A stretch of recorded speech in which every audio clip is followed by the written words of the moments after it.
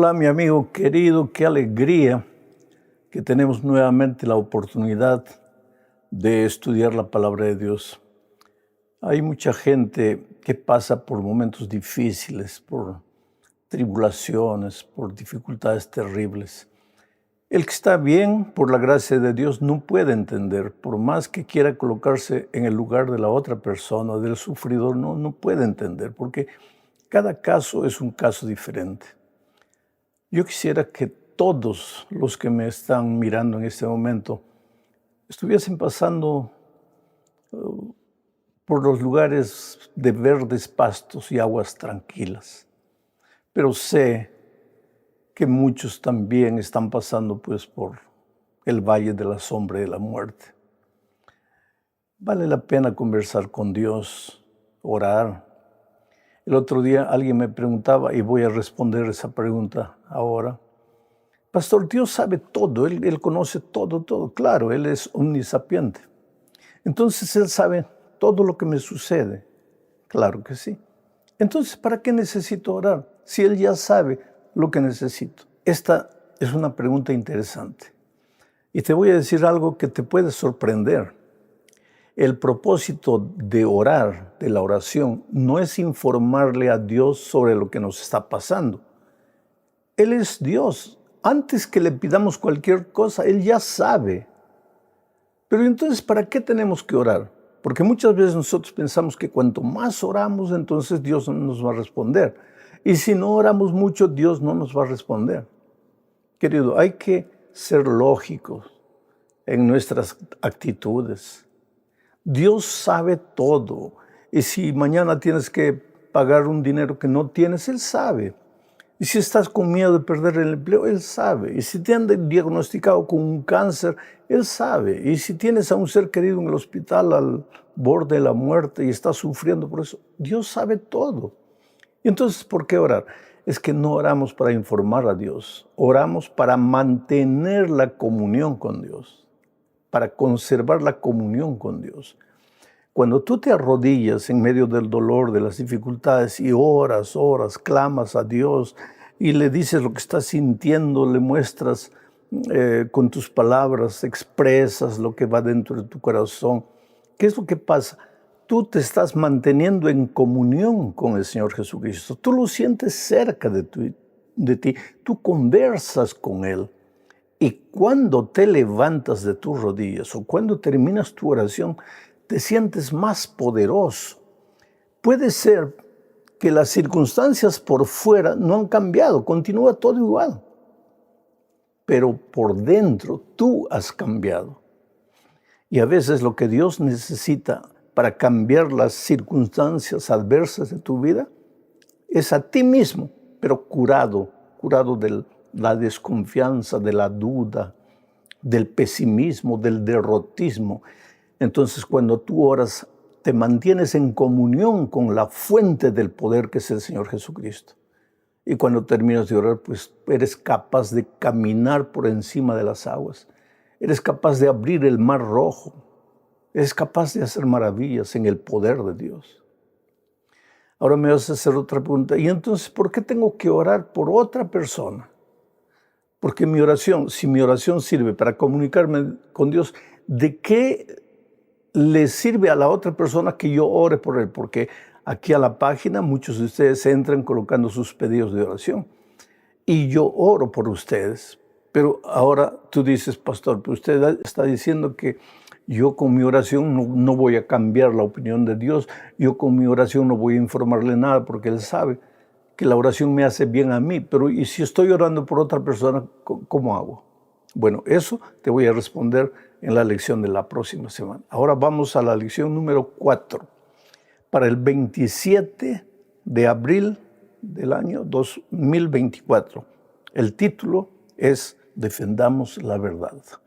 Y el propósito de esta lección es mostrar que a lo largo de la historia, a lo largo de los tiempos, ha habido hombres y mujeres que estuvieron dispuestos a ser perseguidos e inclusive a morir por causa de su fe, para defender su fe, para defender la palabra de Dios, para defender la verdad.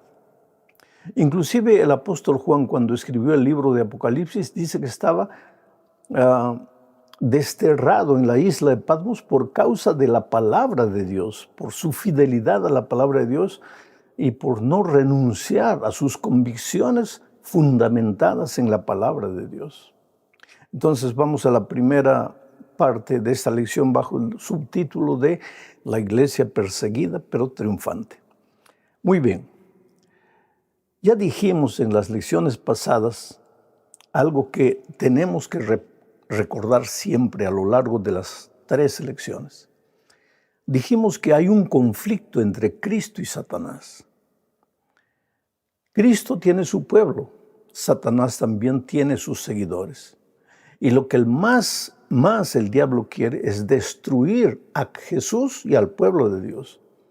Pero como ya enfrentó a Jesús muchas veces y siempre fracasó, ahora se las agarra con el pueblo de Dios, con nosotros los seguidores del Señor Jesucristo. Y quiere destruirnos de 2 maneras. Primero, viene astutamente, con engaños. Toma la palabra de Dios, la tuerce, la modifica, la cambia, le saca un pedazo, le aumenta otro pedazo. ¿Para qué? Para llevarte al error, para llevarte a la oscuridad, a la penumbra, para llevarte al terreno de la mentira, que es el terreno de él. Pero él ha descubierto también que a lo largo de los tiempos ha habido hombres y mujeres que han permanecido fieles a la palabra de Dios. Estudian la Biblia y no se dejan engañar. Entonces el enemigo usa su segunda arma. Ya que tú no aceptas pacíficamente el engaño, entonces te voy a perseguir, te voy a obligar a desistir de tu fe.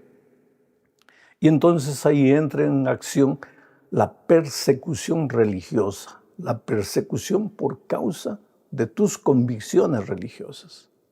Entonces leo ahora, con ese contexto, Daniel 7, 25. Dice así: y hablará palabras contra el Altísimo. Quiero decirte que en el capítulo 7 de Daniel ve 4 bestias que representan a los imperios mundiales. Pero ve una última bestia que representa al último imperio, el imperio romano.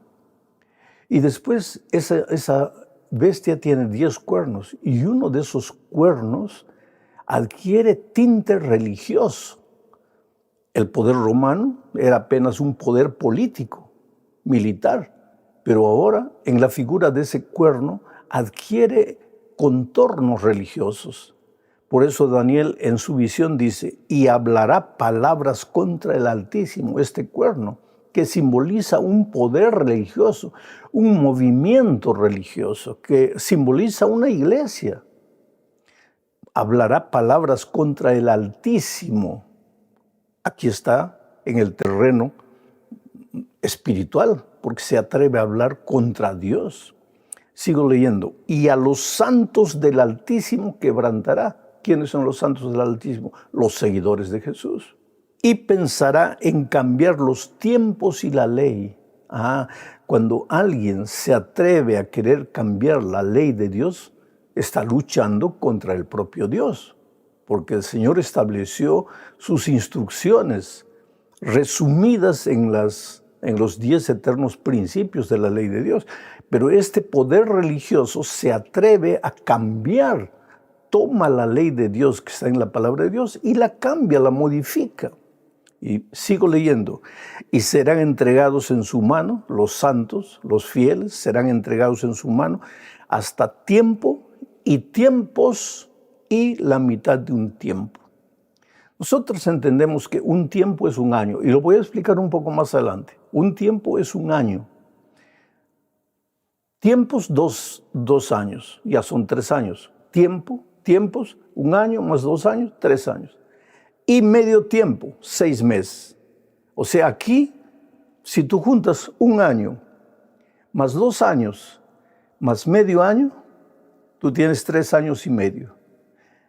El año tiene 12 meses y cada mes tiene 30 días. Y si tú multiplicas 30 días por 36 meses, vas a llegar a la conclusión de que da 42 semanas. Con esto en mente, leamos ahora Apocalipsis 13, 5 al 7. Dice, también se le dio boca al dragón, que hablaba grandes cosas y blasfemia de hablar contra Dios. Aquí nuevamente hay implicaciones religiosas. Y se le dio autoridad para actuar 42 meses. O sea, persiguió a los fieles 42 meses y abrió su boca en blasfemia contra Dios para blasfemar de su nombre y de su tabernáculo y de los que moran en el cielo. Y se le permitió hacer guerra contra los santos y vencerlos. También se le dio autoridad sobre toda tribu, pueblo, lengua y nación. Este es el mismo poder religioso que Daniel presenta, solo que en Daniel dice que él persiguió a los santos durante tiempo y tiempos y la mitad de un tiempo, 3 años y medio. Pero aquí dice que persiguió a los santos 42 meses, lo que te estaba explicando antes, ¿no es cierto? Pero ahora vamos a leer Apocalipsis 12, 6 y el versículo 14 también, y dice así, y la mujer, que es el símbolo de la iglesia, porque en el capítulo 12, versículo 1, se presenta a la mujer vestida de blanco, la iglesia de Dios. El texto dice, y la mujer huyó al desierto donde tiene lugar preparado por Dios para que allí la sustenten por 1260 días. O sea, la profecía de 3 años y medio, que es la misma de 42 meses, ahora es 1260 días. O sea, es la misma profecía. Es un periodo de persecución de la iglesia de Dios. Los fieles seguidores de Dios serían perseguidos durante todo ese tiempo. Y se le dieron alas a la mujer, las 2 alas de la gran águila, para que volase de delante de la serpiente al desierto, a su lugar donde es sustentada por un tiempo y tiempos y la mitad de un tiempo. Nuevamente aquí la figura de Daniel.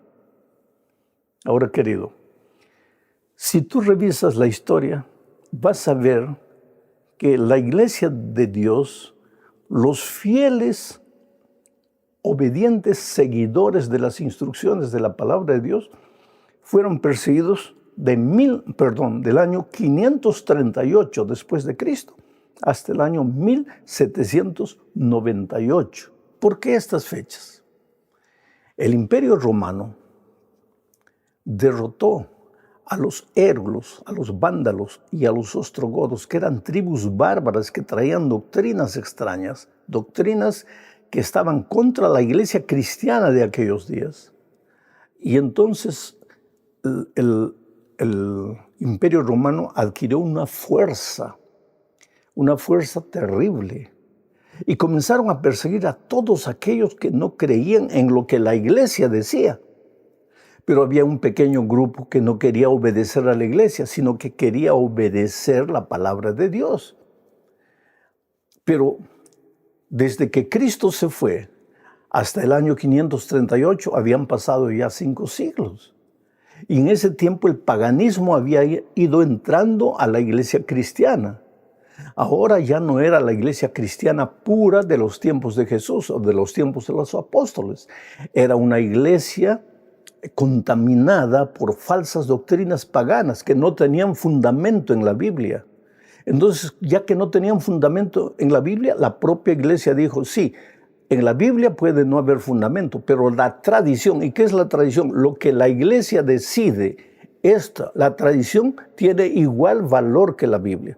Solo que en la Biblia tú no encuentras un versículo que diga que la tradición puede ser colocada a la altura de las enseñanzas bíblicas.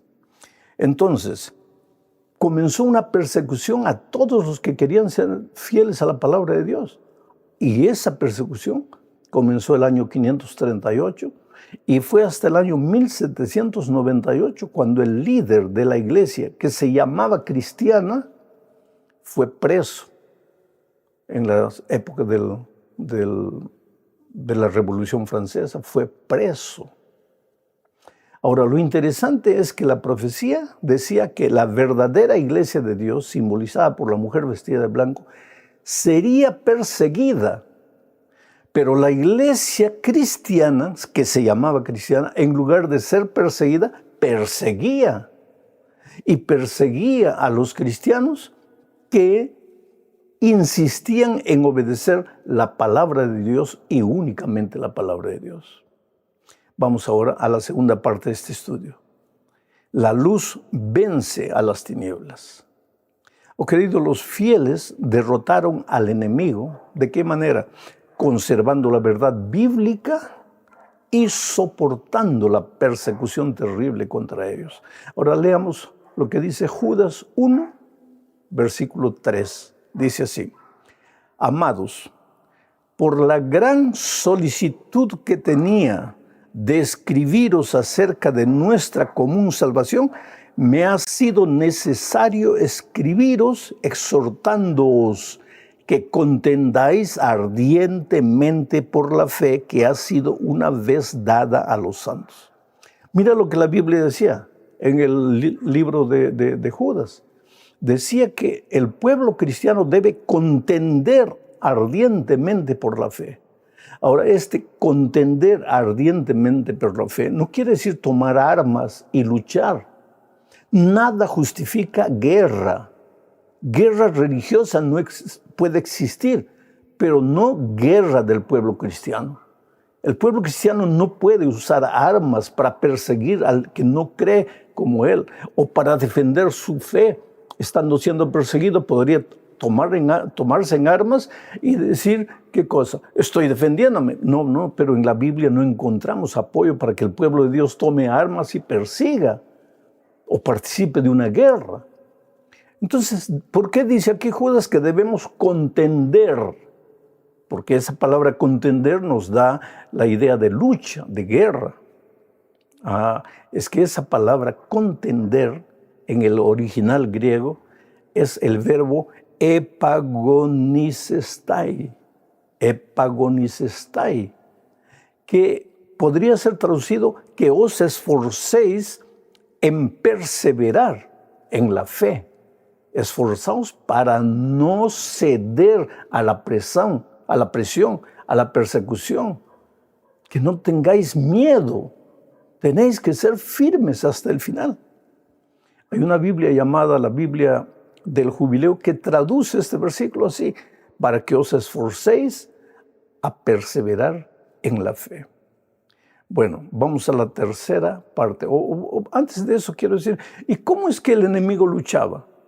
¿Cómo es que el enemigo perseguía, además de tener las armas? ¿Cómo perseguía? Interesante. 2 Corintios 11, 13 al 15 dice: porque estos son falsos apóstoles. Se está refiriendo a líderes religiosos. Obreros fraudulentos que se disfrazan como apóstoles de Cristo. Y no es maravilla, porque el mismo Satanás se disfraza como ángel de luz. Así que no es extraño si también sus ministros se disfrazan como ministros de justicia, cuyo fin será conforme a sus obras.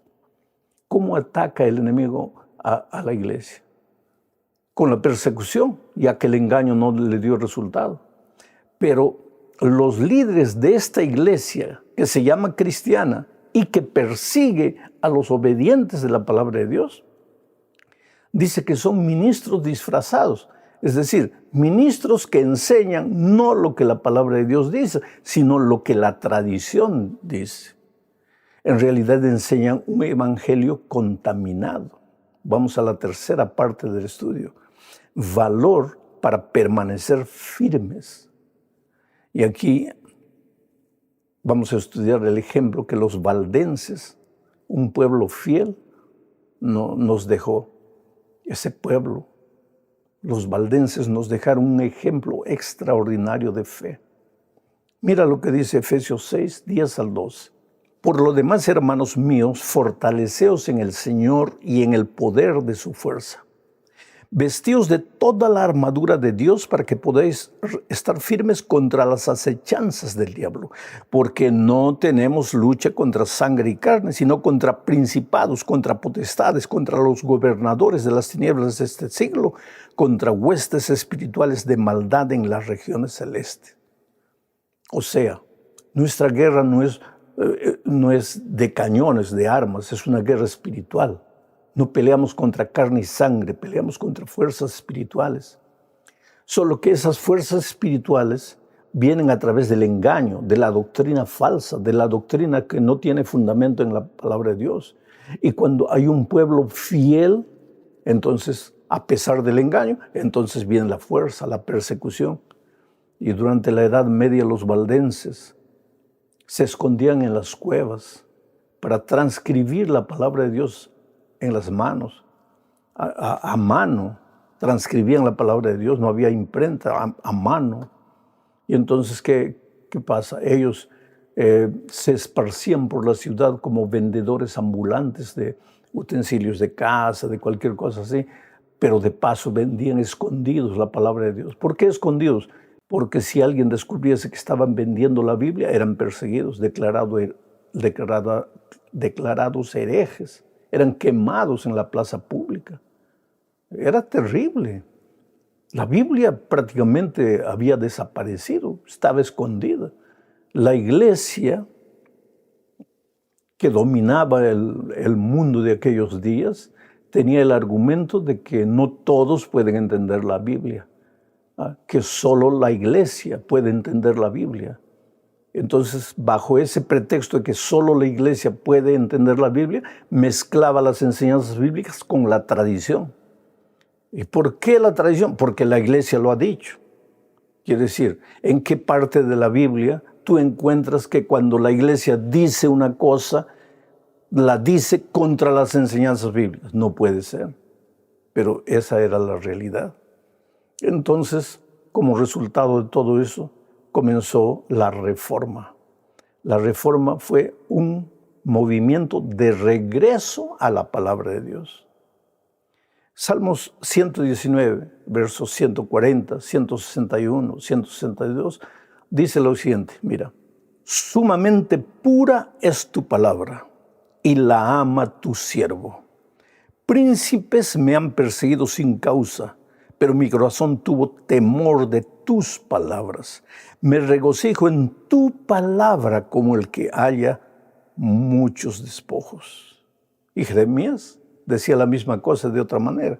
Jeremías 15, 16 dice, fueron halladas tus palabras y yo las comí.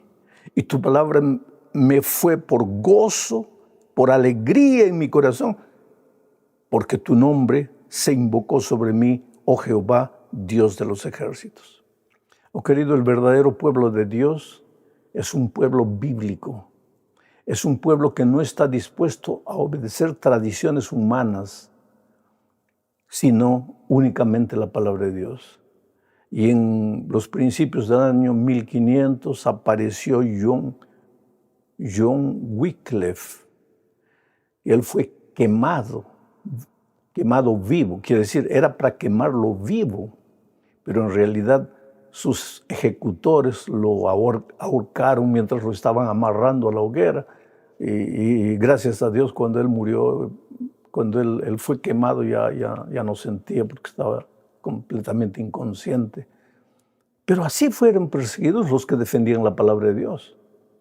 Tú tienes que leer un poco de historia y te aconsejo que leas el libro El conflicto de los siglos. Estamos inclusive estas lecciones basadas en el libro Conflicto de los siglos.